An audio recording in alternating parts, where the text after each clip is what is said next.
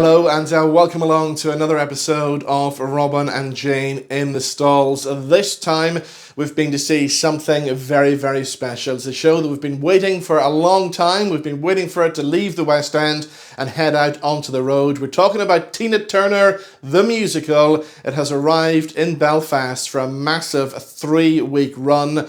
We were there last night. And we could use all the cliches, Jane. We could say it was quite simply the best, as I'm sure somebody's used in a review already. But I'm going to go as far as to start off by saying I think this is the greatest show that I've ever seen. I'm inclined to agree with you. I have to say, it was amazing. It was life enhancing because her life wasn't easy, and yet Tina Turner ended up such a triumphant figure. And we all loved that. We applauded her as she came through all the difficulties with Ike Turner and so on. And I think it was just a show that gave you a spring in your step and a feeling of buzziness, really. It was absolutely amazing. I entirely agree. And of course, the big part of the show that makes the show so successful is the person who plays the role of Tina Turner. And in Belfast for these 3 weeks, there's two performers playing the part. They're sharing the role, which I can understand why, because when you see the energy that goes into this show, there's no way you could play that part every night for 3 weeks. No, you absolutely couldn't. And we saw Joshua Ohene McCarthy, and I thought she was a revelation. She was luminous right from the beginning when she was playing a young woman, finding her way, finding the relationship with her mother, who'd left her father, who was abusive pastor, very difficult. We then moved on to her as a mature woman, fighting her way against record companies on her own and a single mother.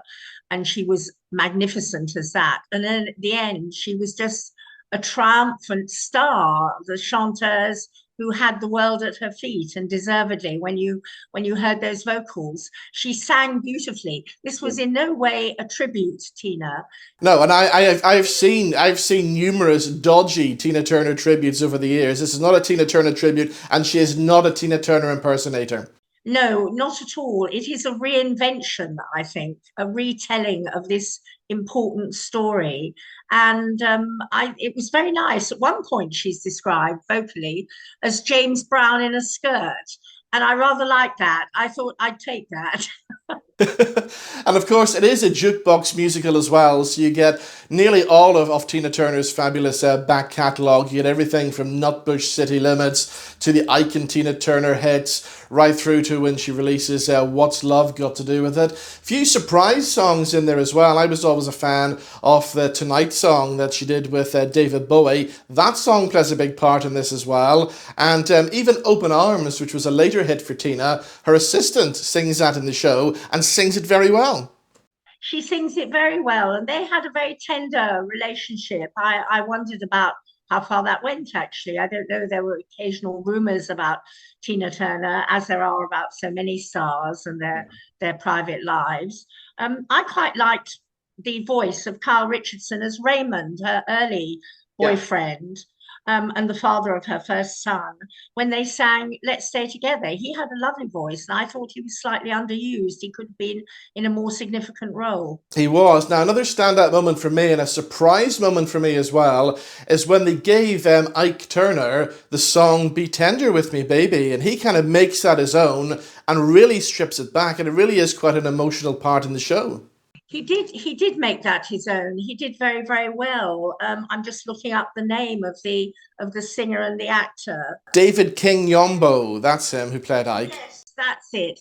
That was good because it was characteristic of what one knows or reads about men in abusive relationships, that they will always apologize and become very tender afterwards after hitting somebody about.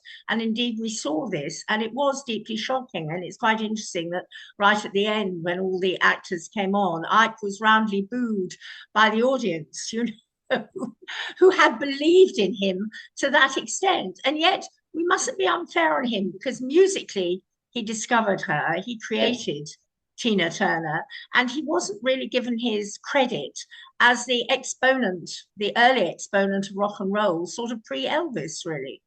Yes, okay, and I get that, but we all know that Tina came out on her own when Phil Spector put her in that studio, and she did River Deep, Mountain High as well. And then, of course, it was later on when she took all the risks. And at the age of 50, I mean, that's when she was touring stadiums. She was 50 plus, doing that world, global stardom, rock superstar role, And wearing those outfits and having that figure.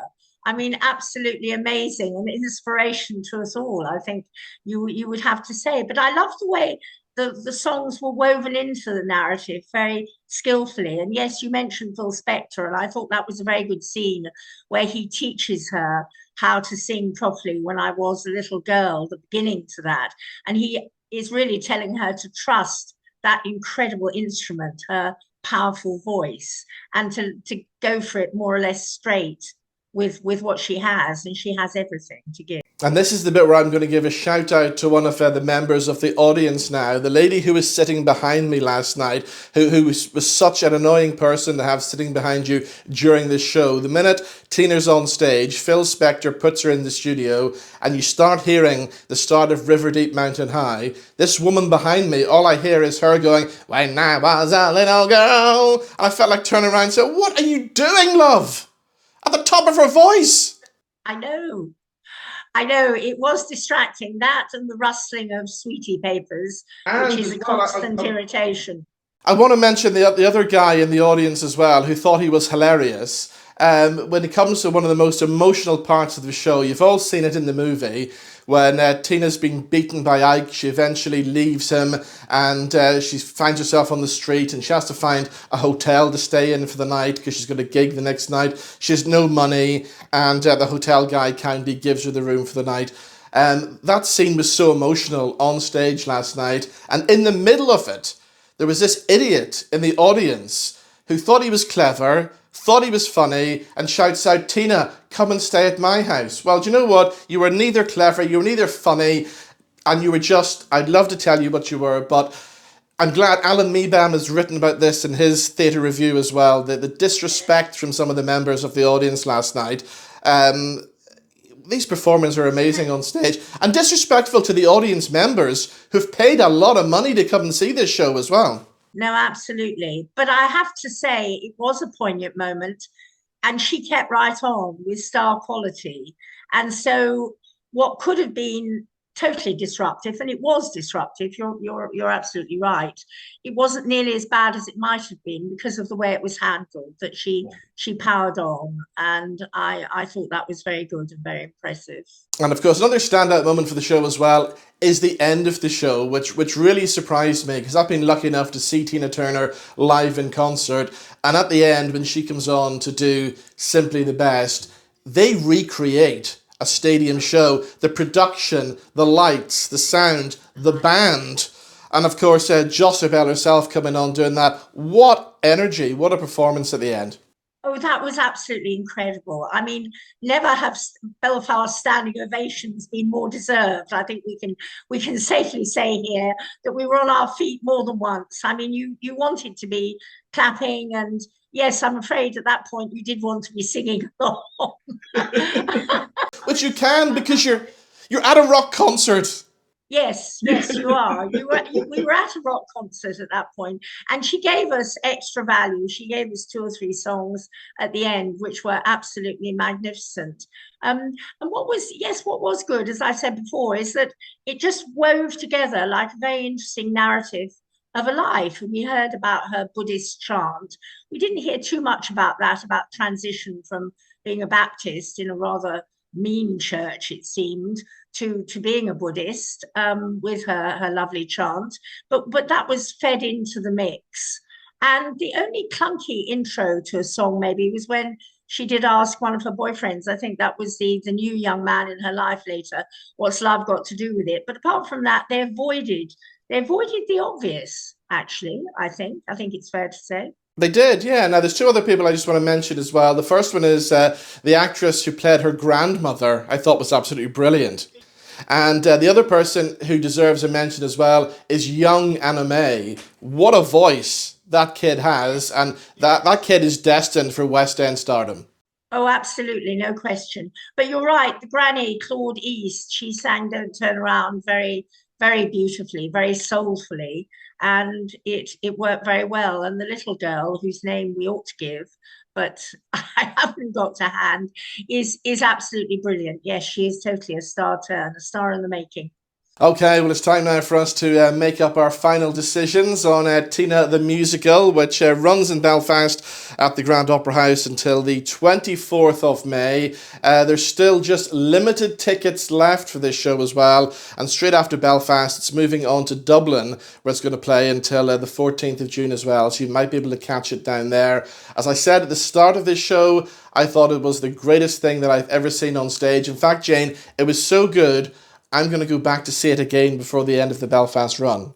I don't blame you. I would if I could. And I'm going to give it one of those high scores that we're not allowed to give, but we're going to vote with Tina Turner albums this week, and I'm going to give it 6 Tina Turner albums. Well, I'm going to go for the standard perfection. I'm going to give it 5 albums. So there we go. That's our thoughts on Tina the Musical. If you've been to see it, if you've been to see anything else in the theatre and you want to let us know your thoughts, just join us over on our social media pages. This really is, Tina Turner, this really is a show that you really should not miss. Thank you for watching as always, and we'll see you back in the stalls sometime very soon. Goodbye.